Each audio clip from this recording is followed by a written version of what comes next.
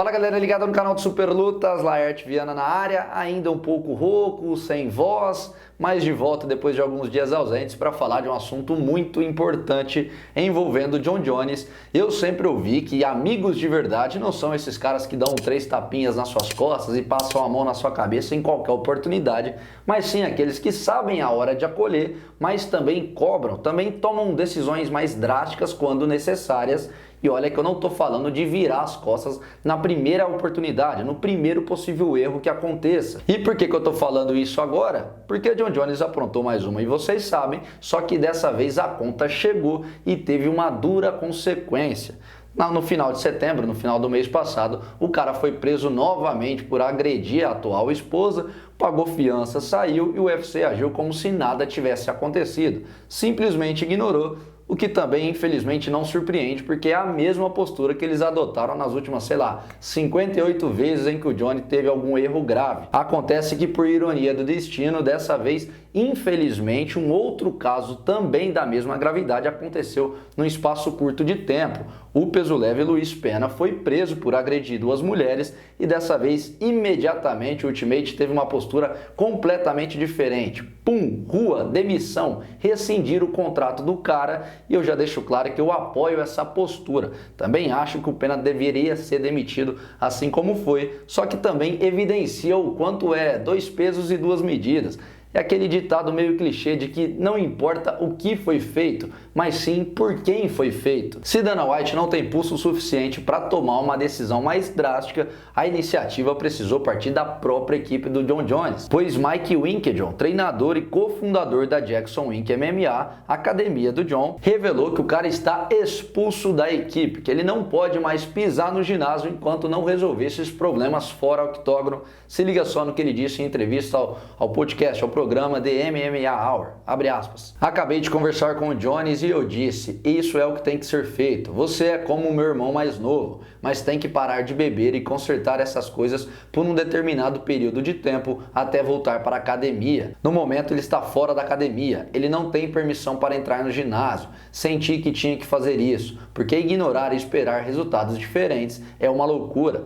Ele tem muitas pessoas ao seu redor que dizem sim, que não lhe dizem a verdade. Ele pode me odiar por isso, mas eu direi a verdade. Estou muito desapontado, é duro. Ele pode seguir em frente e ganhar o título dos pesados. Eu fico sem um pouco de dinheiro, sei lá, não é onde estão os meus valores agora. Fecha aspas. Vocês conseguem ter dimensão do quanto essa decisão pode ser um marco, de quanto afeta a própria academia? Estamos falando de um cara que dentro do octógono é considerado por muitos como o maior de todos os tempos e está próximo, ou estava, de subir para os pesos pesados e fazer lutas milionárias pelo cinturão. Ou seja, a essa altura do campeonato, os caras simplesmente abrirem mão dele é uma decisão muito mais difícil do que parece. Requer muita hombridade dos treinadores, da equipe como um todo, que não estão deixando as cifras falarem mais alto do que os seus próprios princípios. Rapidamente o Jones, como era de se esperar, não gostou, foi até as redes sociais e escreveu o seguinte, abre aspas, tive uma conversa comovente por telefone com um dos meus treinadores de longa data na noite passada. É realmente doloroso perder o apoio de alguém que eu tanto respeito. Meu sincero obrigado aos demais treinadores por permanecerem na luta comigo.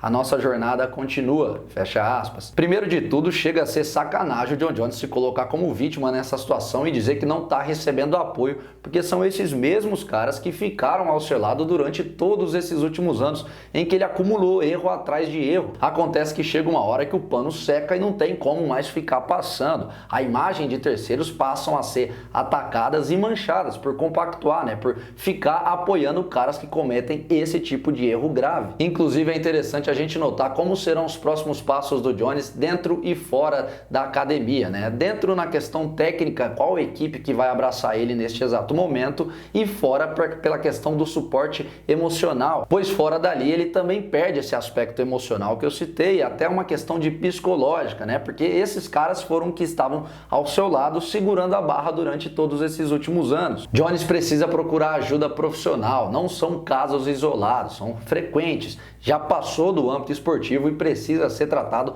com a seriedade de quem realmente precisa de ajuda por não conseguir viver em sociedade sem cometer delitos. Ele mesmo já admitiu que precisa largar o vício da bebida, então que ele assim o faça e prove, não com palavras, mas com atitudes, que esse tipo de comportamento vai ficar no seu passado. Em relação a maiores punições, acredito que não exista momento ideal, melhor para mostrar que erros condenáveis como esses não podem passar impune, né? Tem que ser tratados de maneira isenta, independente de qual seja o CPF.